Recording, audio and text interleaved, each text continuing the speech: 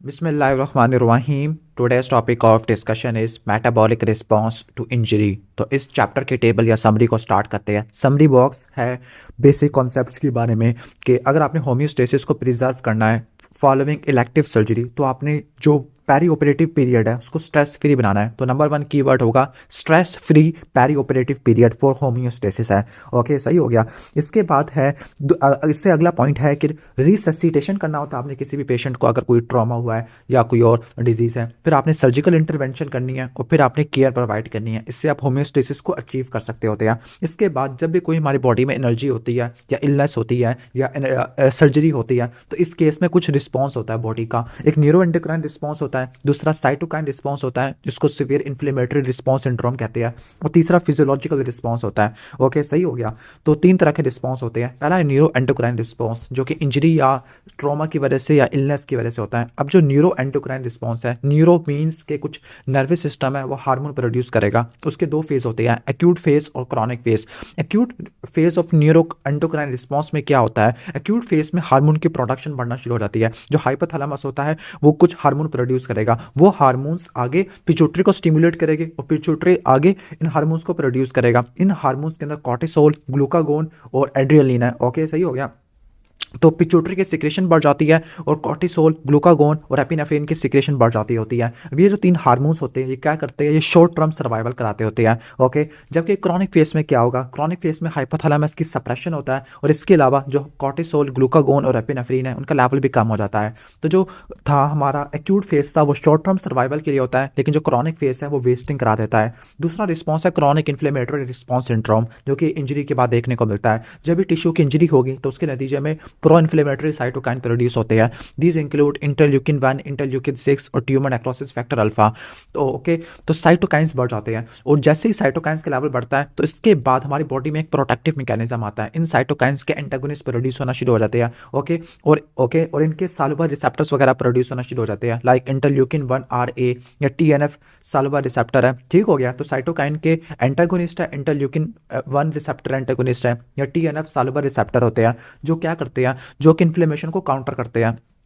Okay, सही हो गया। और अगर ये साइटोकाइन के एंटागोनिस्ट ज़्यादा हो जाए तो काउंटर इन्फ्लेमेटरी रिस्पॉन्स सिंड्रोम हो जाएगा। तो जो सिस्टमिक इन्फ्लेमेटरी रिस्पॉन्स सिंड्रोम होता है वो इंटरल्यूकिन 1, 6 और TNF अल्फा की वजह से होता है, और इंटरल्यूकिन 1 RA और TNF सल्फर रिसेप्टर की वजह से काउंटर इन्फ्लेमेटरी रिस्पॉन्स सिंड्रोम होगा। अगला है response physiological response to the injury. तो जब भी हमें कोई इंजरी होती है तो हम क्या करते हैं, इमोबाइल हो जाते हैं, रेस्ट करते होते हैं, हमें भूख लगना बंद हो जाती है और मसल के अंदर जो प्रोटीन है उसकी कैटाबॉलिज्म बढ़ जाती होती है। अब ये क्या करता होता है, ये मॉडरेट इंजरी को सर्वाइव करने के लिए हेल्प करता होता है in the absence of medical intervention. जो न्यूरो एंडोक्राइन रिस्पॉन्स था उसमें क्या थे, उसमें 2 फेज थे, एक्यूट फेज और क्रॉनिक फेज आपको देखने को मिलता है। एक्यूट फेज में हाइपोथैलेमिक पिट्यूटरी हार्मोन की सिक्रेशन ज़्यादा थी, कॉर्टिसोल, ग्लूकागोन और एपिनेफ्रिन की सिक्रेशन ज़्यादा थी। जो क्रॉनिक फेज था इसमें सप्रेशन हो जाती है और वेस्टिंग हो जाती है। फिर हमने पढ़ा systemic inflammatory response syndrome. Okay, systemic inflammatory response syndrome में प्रो इन्फ्लेमेटरी साइटोकाइन होते हैं, इंटरल्यूकिन 1, इंटरल्यूकिन 6 और TNF अल्फा। फिर हमने पढ़ा फिजियोलॉजिकल रिस्पॉन्स, इसमें रेस्ट करते हैं, एनोरेक्सिया होता है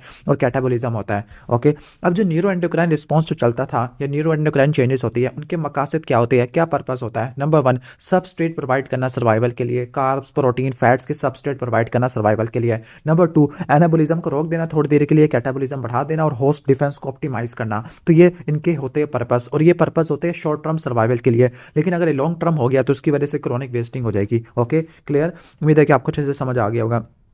इसके बाद हम आगे आ जाते हैं summary box 1.6, this is hyper metabolism. Okay, अब जो भी टिश्यू के बाद इंजरी होती है, टिश्यू इंजरी या सर्जरी के बाद क्या होता है, कैटाबॉलिज्म बढ़ जाता है। यानी हाइपर मेटाबॉलिज्म क्यों होता है, हाइपर मेटाबॉलिज्म ऐसे होगा कि जो एनर्जी डिपेंडेंट मेटाबॉलिक साइकिल्स हैं वो एक्सेलरेट होना शुरू हो जाएंगे। ओके, सही हो गया। लेकिन ये लिमिटेड होता है। ओके, मॉडर्न प्रैक्टिस में इसको लिमिटेड ही हम कंसिडर करते हैं। अब है स्केलेटल मसल की वेस्टिंग, अगला बॉक्स है। अब जब भी टिश्यू की इंजरी होगी तो कैटाबॉलिज्म बढ़ जाती है, स्केलेटल मसल के अंदर कैटाबॉलिज्म बढ़ जाती है, प्रोटीन्स की प्रोटियोलाइसिस होती है, वो अमाइनो एसिड प्रोवाइड करेंगे for metabolic support of central organs and tissues. ठीक हो गया। तो जो स्केलेटल मसल की वेस्टिंग होती है वो मॉलिक्यूलर लेवल पे कंट्रोल होती है, यूबिक्यूटिन प्रोटियासोम पाथवे कंट्रोल करता होता है।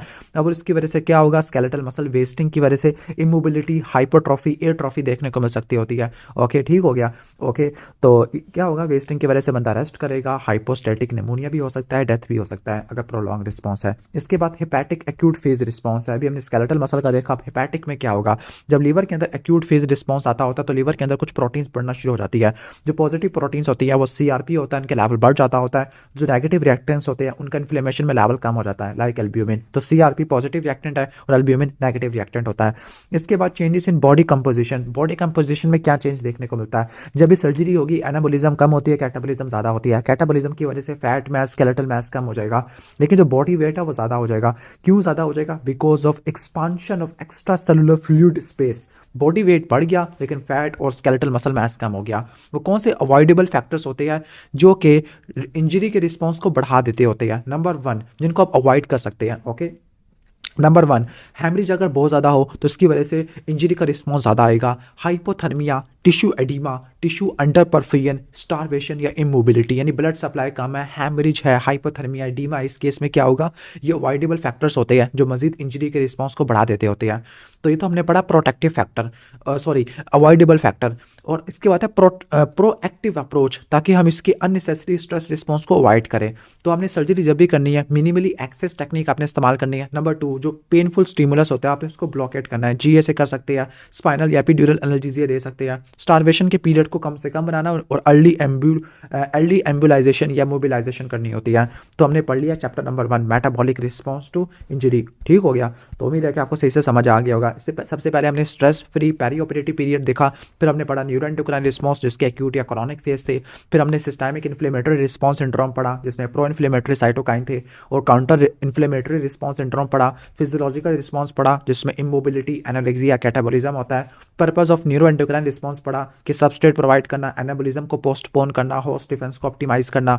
इसके बाद नेक्स्ट हम आगे आ जाते हैं हाइपर मेटाबॉलिज्म के बारे में पढ़ा कि वो एनर्जी डिपेंडेंट पाथवे की एक्सेलरेशन की वजह से देखने को मिलता है। फिर हमने स्केलेटल मसल की वेस्टिंग पढ़ी जो कि यूबिक्विटिन प्रोटियोसोम मैकेनिज्म की वजह से होती है, अमाइनो एसिड प्रोवाइड करता होता है, इमोबिलिटी, निमोनिया और डेथ हो सकती है। फिर हमने हेपेटिक एक्यूट फेज रिस्पॉन्स पढ़ा जिसमें एल्ब्यूमिन नेगेटिव रिएक्टेंट है और CRP पॉजिटिव रिएक्टेंट है। फिर हमने ये पढ़ा कि बॉडी कंपोजिशन में क्या चेंज देखने को मिलता है, स्केलेटल मसल और फैट का मास कम हो जाता है, बॉडी वेट बढ़ जाता होता है। फिर हमने फैक्टर्स पढ़े जो कि टिश्यू इंजरी के रिस्पॉन्स को कंपाउंड करते हैं, haemorrhage, bleeding, hypothermia, tissue under perfusion, starvation, immobility. और प्रोएक्टिव अप्रोच में मिनिमल एक्सेस सर्जरी है, पेन को ब्लॉकेट किया और स्टारवेशन को कम से कम करना होता है और अर्ली मोबिलाइजेशन करनी होती है। जो अर्ली मोबिलाइजेशन है वो मोबिलिटी का ऑपोजिट है। स्टारवेशन को प्रिवेंट करने के लिए मिनिमल पीरियड ऑफ स्टारवेशन है, पेन के लिए आपने ब्लॉकेट करनी है, और हैमरेज को प्रिवेंट करने के लिए मिनिमल एक्सेस टेक्निक करनी है।